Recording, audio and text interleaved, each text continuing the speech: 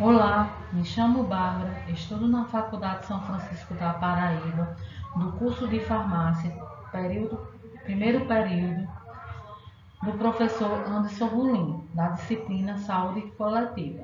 Irei falar sobre a doença polimelite.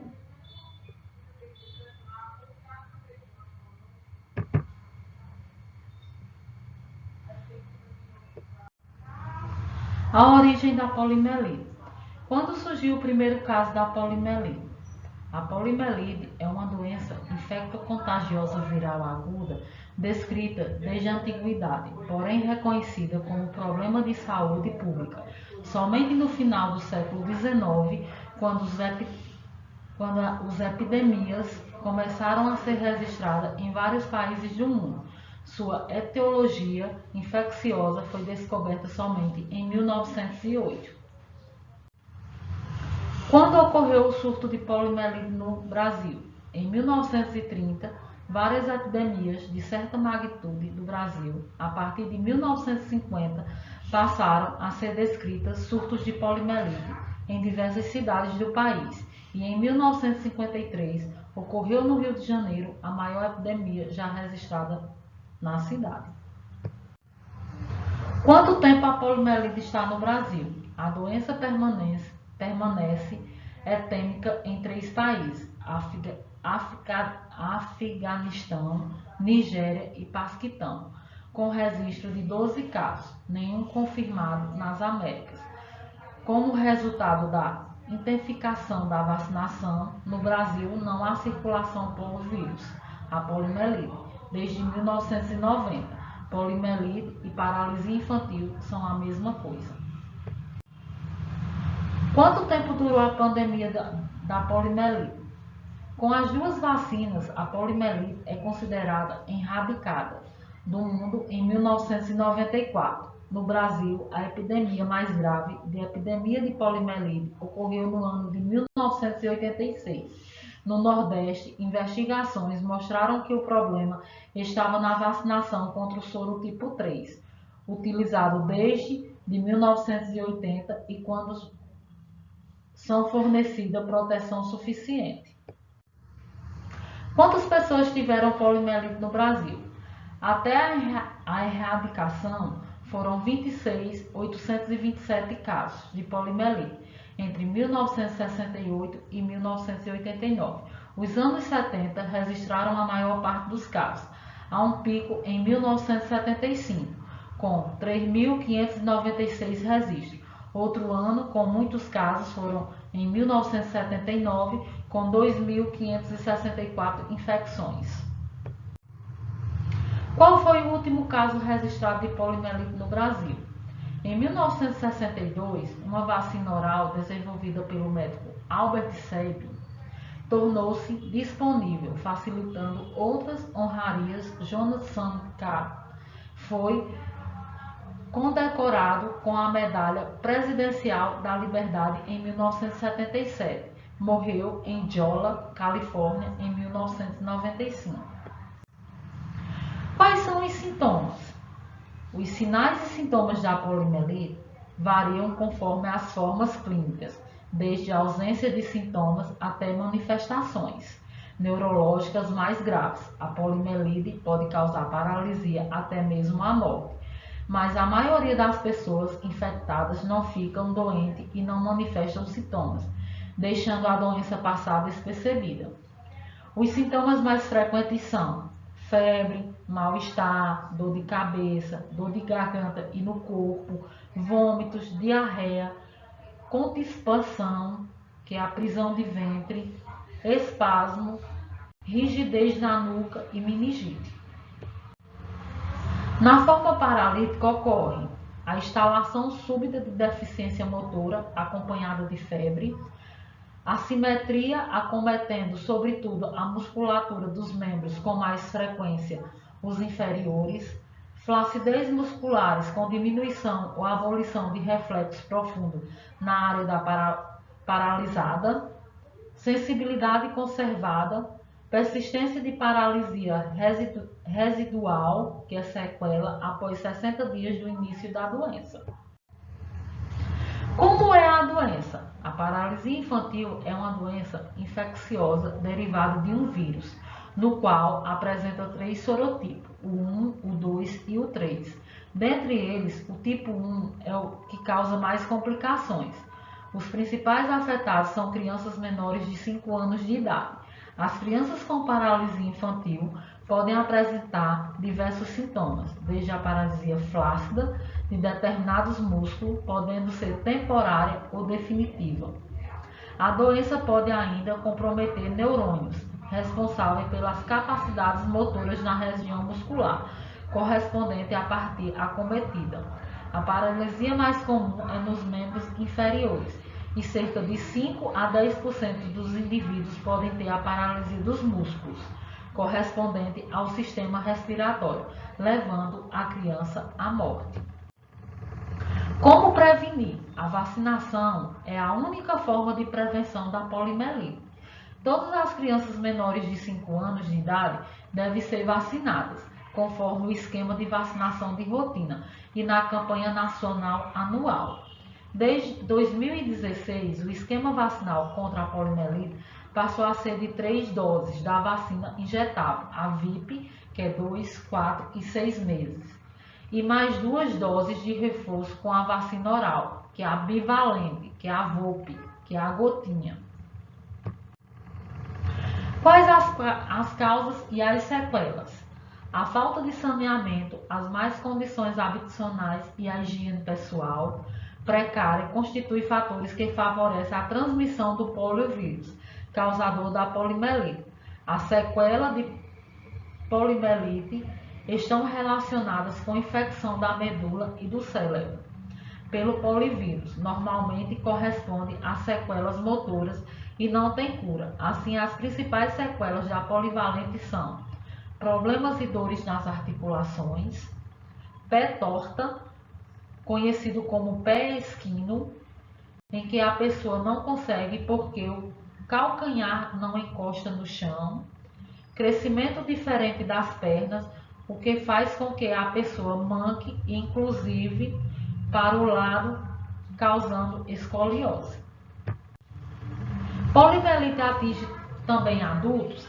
Embora ocorra com maior frequência em crianças, a poliomielite também pode ocorrer em adultos que não foram imunizados. Por isso, é fundamental ficar atento às medidas preventivas, como lavar sempre as mãos, ter cuidado com o preparo dos alimentos e beber água tratada.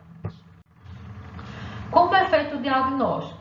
Pode ser realizado isolamento do vírus a partir de amostras de fezes são tratadas, inoculadas em cultura de células. O método do PCR, introduzido no Brasil na década de 90, permite a ampliação de sequela ao genoma viral, em que pelo menos 100.000 vezes em poucas horas, aumentando consideravelmente a sensibilidade diagnóstico viral, permitindo a identificação do tipo e a origem do vírus isolado. O sequenciamento do nucleóide identifica a quantidade das mutações e recombinação do vírus, derivado vacinal. Para ser considerado derivado, este vírus precisa apresentar mutações em maior ou igual a 1%, podendo adquirir neurovirulência, provocando, portanto, a doença.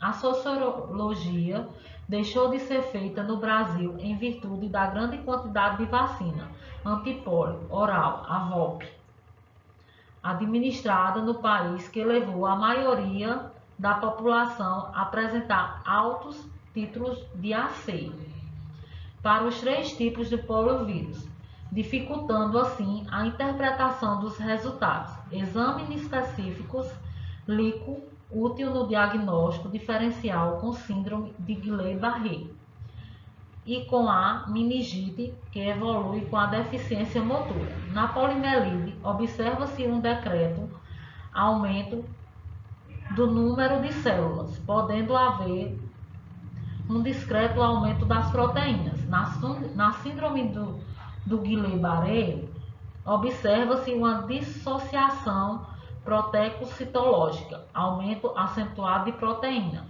E nas meningites, um aumento do número de células, com alterações bioquímicas. A eletromiografia, os achados são comuns a um grupo de doenças que afetam o neurônio motor inferior. No entanto, pode contribuir para descartar a hipótese diagnóstica da poliomielite. A anatomopatologia não permite o diagnóstico de certeza, pois não há alterações específicas de poliomielite. Porém, as alterações histopatológicas podem ser extremamente sugestivas diante de um quadro clínico suspeito. O sangue retal somente é recomendado naqueles casos de PVA que foram a óbito antes da coleta adequada de fezes, 14 dias.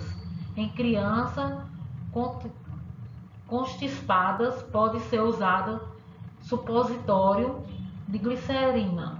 A amostra de fezes constitui o material mais adequado para o isolamento do vírus. Os melhores resultados de isolamento são alcançados em amostra de fezes coletadas na fase aguda da doença. A coleta deverá ser realizada até 14 dias após o início da deficiência motora. Todo caso conhecido tardiamente deverá ter uma amostra. O material deve ser feito em frasco plástico. Uso universal. Limpo e seco numa quantidade de 2 dedos polegares de adulto. A amostra deverão ser conservadas em freezer a 20 graus até o momento do envio. Se congelar, o transporte deve ser feito em caixa térmica com gelo reciclável, em quantidade suficiente para individualmente em sacos plásticos, se a caixa térmica bem vedada com fita adesiva. O formulário de envio de amostra deve sempre acompanhar as amostras acondicionadas em saco plástico para não apagar as informações contidas no formulário no caso de algum derramamento. O preenchimento deve estar completo e bem legível. Poliomielite pós-infecciosa e outras infecções que causam paralisia, síndrome de Guillain-Barré, amileite transversal, meningite viral, meningocefalite e outras heterovírus, que é o eixo tipo 71 e o COSC, especificamente do grupo A tipo 7. Quais as fases da poliomielite? É a paralisia infantil, a poliomielite anterior aguda, a polio. As manifestações incluem doenças leves e inespecíficas, a poliomielite abortiva, algumas vezes meningite assépticas sem paralisia, poliomielite não paralítica e menos frequentemente, fraqueza flácida e vários grupos musculares, que é a poliomielite paralítica. O que é poliomielite 1, 2 e 3? Poliomielite é uma doença viral causada por um vírus, membro do gênero Enterovirus, da família Picornaviridae, conhecido como polivírus, e subdivide-se em 3 sorotipos, o 1, o 2 e o 3. E é altamente contagiosa e afeta principalmente crianças abaixo dos 5 anos de idade. As crianças com paralisia infantil podem apresentar diversos sintomas, desde a paralisia flácida de determinados músculos, podendo ser temporária ou definitiva. A doença pode ainda comprometer neurônios responsáveis pelas capacidades motoras na região muscular correspondente à parte acometida. A paralisia mais comum é nos membros inferiores e cerca de 5 a 10% dos indivíduos pode ter a paralisia dos músculos, correspondendo ao sistema respiratório, levando a criança à morte.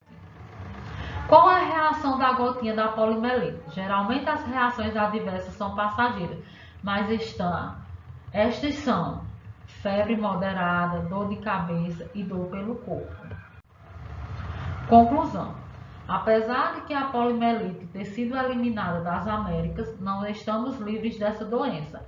Enquanto a erradicação não for global, a experiência de reentrada do vírus selvagem e a ocorrência de epidemias da patologia em diversos países alertam que se deve continuar vacinando as crianças na rotina e nas campanhas, até que se consiga a erradicação mundial da poliomielite, sendo que a aprovação de leis e tratados visando assegurar os direitos dessas com sequelas de poliomielite ou deficiência, sobretudo em relação ao mercado de trabalho, e medida importante, porém não pode ser vista como bastante em si mesmo, pois, mais do que previsto, esses direitos em documentos legais, eles devem ser concretizados no cotidiano no grupo a quem se destina.